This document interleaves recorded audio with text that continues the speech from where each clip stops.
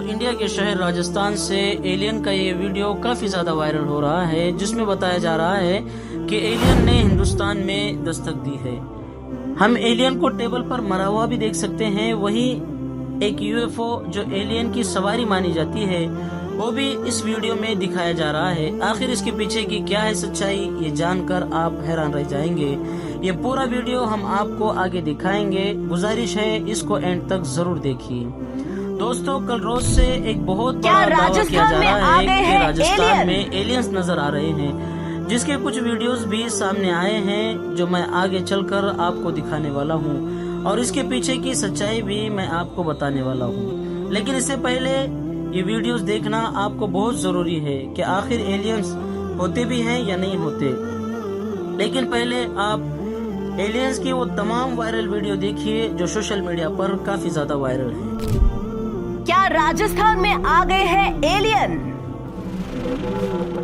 क्या सच में राजस्थान में हुआ एलियन का विमान क्रैश? क्या सच में राजस्थान की धरती पर उतर चुके हैं एलियन? सोशल मीडिया पर वायरल हो रहे हैं वीडियो।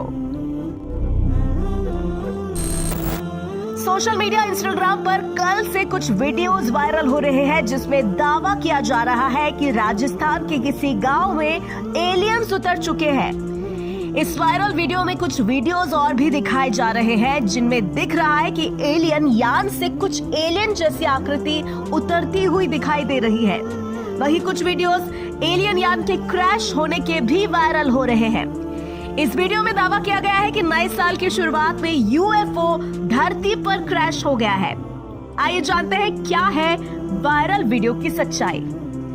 पहले वीडियो में एक यूएफओ क्रैश का वीडियो शेयर किया जा रहा है जिसमें कुछ लोग यूएफओ की जांच करते दिखाई दे रहे हैं। इस वीडियो पर लिखा है 2025 में ही गिरा एलियन का यान, पता नहीं क्या क्या होगा। साथ ही दूसरे वीडियो में दावा किया जा रहा है कि राजस्थान के किसी गांव में एलियन उतर चुके हैं। इनमें एक वीडियो भी दिखाया जा रहा है जिसमें एलियन यान जैसे दिखने वाले यान से कुछ एलियन जैसी आकृति उतरती हुई दिखाई दे रही है। इस वीडियो को शेयर करते हुए लिखा है कि राजस्थान के नागौर में दिखी एलियन शिप।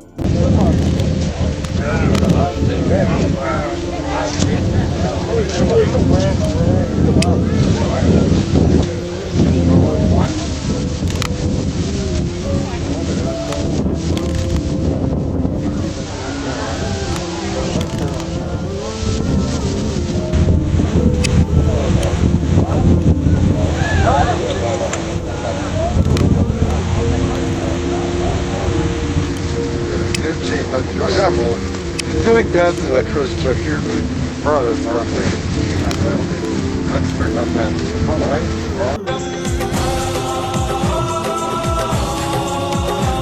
दोस्तों, आपने ये सारी वीडियो देखी होंगी जिसमें एक एलियन टेबल के ऊपर मरा पड़ा है और लोग उसको हाथ भी लगा रहे हैं, और देखने से तो ऐसा लग रहा है कि जैसे 100% रियल हो, और कुछ लोग तो इसको रियल समझ भी रहे हैं। सच में राजस्थान में एलियंस उतर आए हैं, लेकिन इसके पीछे की एक ऐसी सच्चाई है जो आपकी आंखें खोलकर रख देंगी। इसे देखना आपके लिए बहुत जरूरी है।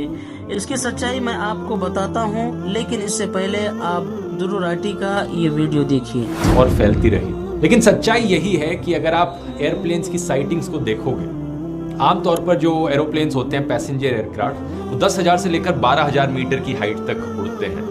लेकिन ये जो मिलिट्री एयरक्राफ्ट्स हैं U2 और SR-71 जैसे, ये 12,000 मीटर 18,000 मीटर की हाइट पर भी उड़ते थे। इनफैक्ट SR-71 का मैक्सिमम ऑल्टीट्यूड 26,000 मीटर तक था। इनकी टेस्टिंग आमतौर पर करी जाती थी सनसेट के टाइम से कुछ देर पहले। अब खुद ही आप सोचकर देखो दोस्तों, जब ये इतने अजीब से दिखने वाले एयरक्राफ्ट्स इतनी हाइट पर उड़ेंगे और वहां दूर सूरज भी ढलने लग रहा है, तो उसकी रेज आकर इस पर चमकती हुई दिखेंगी। ऐसा लगेगा कि ये चमकने लग रहा है, और इतनी स्पीड से उड़ेंगे तो किसे नहीं लगेगा कि ये एक्चुअली में एलियन यूएफओ है। ज्यादातर यूएफओ साइटिंग्स में एक्चुअली में यही होता है। मिलिट्री के ड्रोन्स, मिलिट्री के डीकॉय फ्लेयर्स, या फिर कोई भी अननोन एयर इंफ्रास्ट्रक्चर जो मिलिट्री ने बनाया है, उसे लोग गलती से मान बैठते हैं कि ये यूएफओ है। यूएफओ शब्द का मतलब भी वैसे अनआइडेंटिफाइड फ्लाइंग ऑब्जेक्ट होता है। ये किसी ने नहीं कहा कि एक्चुअली में एलियंस होता है। अनआइडेंटिफाइड का मतलब कुछ भी अनआइडेंटिफाइड चीज हो सकती है। और क्योंकि एरिया 51 के अंदर और उसके आसपास ही इन सारे स्पाई प्लेन्स की टेस्टिंग करी गई, तो जाहिर सी बात है कि इसे क्यों एसोसिएट कर लिया गया एलियंस से। यूएस एयरफोर्स की प्रोजेक्ट ब्लू बुक ने कई यूएफओ साइटिंग्स को इन्वेस्टिगेट किया था। जहां जहां लोगों ने क्लेम किया था कि यूएफओ उन्होंने देखा था, उन्होंने टाइम नोट किया और अपने खुद के फ्लाइट रिकॉर्ड से चेक किया। पता चला कि फ्लाइट रिकॉर्ड्स मैच करते थे। लेट 1950s 1960s में ऐसे ही मेजॉरिटी यूएफओ रिपोर्ट्स को एलिमिनेट किया गया। बॉब लजार कंस्पिरेसी थ्योरिस्ट जो क्लेम करते हैं कि उन्हें सरकार के द्वारा हायर किया गया था एलियन टेक्नोलॉजी को इन्वेस्टिगेट करने के लिए, पता चलता है कि उनका खुद का एजुकेशनल बैकग्राउंड भी फैब्रिकेटेड है। उनकी फर्जी डिग्री है एक MIT से जो क्लेम करते हैं। वो कहते हैं कि एक्चुअली में वो कॉन्फिडेंशियल गवर्नमेंट रिसर्च कर रहे थे MIT यूनिवर्सिटी में, इसलिए ऑफिशियली इनरोल नहीं कर पाए, इसलिए कोई रिकॉर्ड नहीं है उस चीज की, लेकिन क्लेम करते हैं कि भाई MIT से पढ़ाई करी। ये तो वही बात हो गई कि मैं भी कह दूं कि मैंने अंडर कवर रहकर सरकार के लिए काम किया था, IIT में रिसर्च करी थी, इसलिए मैंने IIT से पढ़ाई करी है, लेकिन आपको कोई IIT का रिकॉर्ड नहीं मिलेगा मेरे नाम से, क्योंकि ऑफिशियल रिकॉर्ड नहीं है। समझ रहे हो ना? बॉब लजार ने क्लेम किया था कि एलियन स्पेसक्राफ्ट को एलिमेंट 115 के द्वारा पावर किया जाता था, जिसकी मदद से अपनी खुद की ग्रेविटी क्रिएट कर सकता था वो alien spacecraft. Element 115 is a super heavy element, but it's a unique element. When it's exposed to radiation, it produces its own gravitational field, its own anti-gravitational field, and it's what's used to lift and propel the craft and create distortions around it. भाई आपका knowledge तो कमाल का है भाई कारा। लेकिन कई साल बाद जाकर 2003 में रशियन साइंटिस्ट ने एक्चुअली में इस एलिमेंट का आविष्कार किया। नाम रखा गया इसका मॉस्कोवियम, और ऐसा कुछ नहीं मिला कि वो ग्रेविटी क्रिएट कर सकता हो। जून 2013 में जाकर CIA पब्लिकली एरिया 51 के बेस को एक्नॉलेज करती है और जो भी इसका इतिहास रहा है उसकी सीक्रेट डिटेल्स को डीक्लासिफाई कर देती है under the freedom of information act. ये बेसिकली दोस्तों RTI एक्ट से काफी सिमिलर है। इंडिया में जैसे RTI फाइल करी जाती है सरकार के बारे में कुछ चीज पता करने के लिए, अमेरिका में इनका ये फ्रीडम ऑफ इंफॉर्मेशन एक्ट है और इसको लेकर ये फाइल करी गई थी ये रिक्वेस्ट 2005 में, और 2013 में CIA ने इंफॉर्मेशन को रिलीज भी कर दिया। Newly released CIA documents officially acknowledge the site for the first time. But if you're looking to gain insight into aliens or spaceships, you might be disappointed. इस information release में हमें actually में area 51 की exact location पता चलती है जो CIA ने बताई है। आप नक्शे पर देख सकते हैं। ये नेवाडा की स्टेट में मोहावे डेजर्ट के बीचों बीच है। जनवरी 2017 में 13 मिलियन पेजेस डीक्लासिफाइड डॉक्यूमेंट्स के CIA के द्वारा रिलीज किए जाते हैं ऑनलाइन। इन डॉक्यूमेंट्स में ढेर सारे आपको रिकॉर्ड्स मिलेंगे UFO साइटिंग्स के और एक्सपेरिमेंट्स के जो CIA करने लग रहा था। जनवरी 2021 में फिर से हजारों CIA के डीक्लासिफाइड डॉक्यूमेंट्स रिलीज किए जाते हैं UFOs के ऊपर। Through the 1950s, UFO sightings become the convenient cover-up for U-2 flights. But on May 1st, 1960, America's top secret spying mission is blown when the USSR downs a high-flying U-2.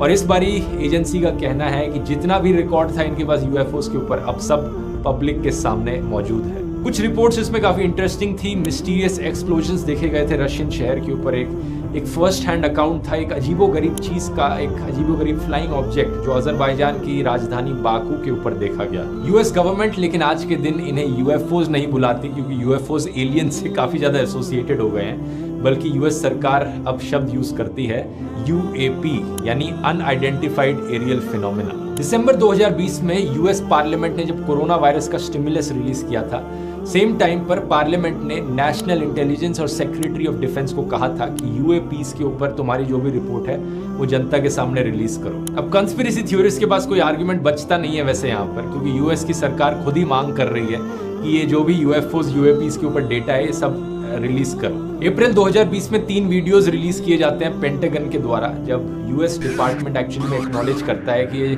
3 videos जो 2007 और 17 में leak हुए थे ये actually में असली videos थे। अगस्त 2020 में डिफेंस डिपार्टमेंट एक UAP टास्क फोर्स बनाता है कि जितने भी UAPs हमें दिखते हैं उन्हें डिटेक्ट किया जाए, एनालाइज किया जाए और कैटेलॉग किया जाए, क्योंकि वो यूएस की नेशनल सिक्योरिटी के लिए खतरा हो सकते हैं। तो जैसा कि आप समझ रहे होंगे, ऐसा नहीं है कि सारे UFOs जो देखे गए थे सबके बारे में हमें पता है। कई ऐसे इंसिडेंट्स हुए हैं पिछले 5-10 सालों में भी जहां पर यूएस के पायलट्स ने खुद UFOs को ऑब्जर्व किया है, लेकिन डिफरेंस बस ये है, कोई ये नहीं कहता कि वो एलियंस के द्वारा बनाए गए, एक्स्ट्रा टेरेस्ट्रियल ओरिजिन के हैं। There were a lot of different data sets that came in that we looked at, tried to figure out what they were. There were some that turned out to be weather balloons, for example. In fact, there were several.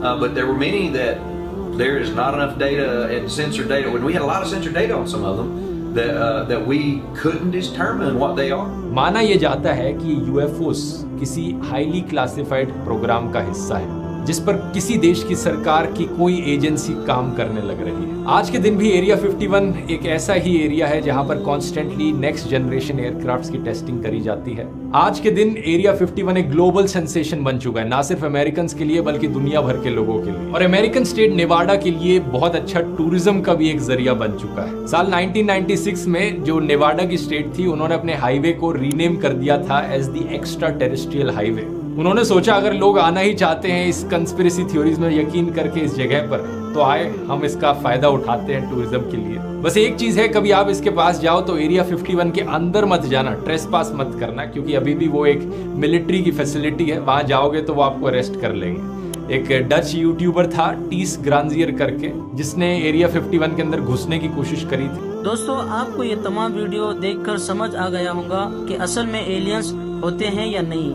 और जो हिंदुस्तान में राजस्थान के अंदर का aliens का वो video जो viral हो रहा है, वो दरअसल AI जनरेट वीडियो है, जिसको AI की मदद से जनरेट किया गया है। और ये सारी की सारी फेक वीडियोस हैं, जिनको राजस्थान के अंदर का बताकर काफी ज्यादा वायरल किया जा रहा है। कोई एलियंस वगैरह नहीं उतरा है।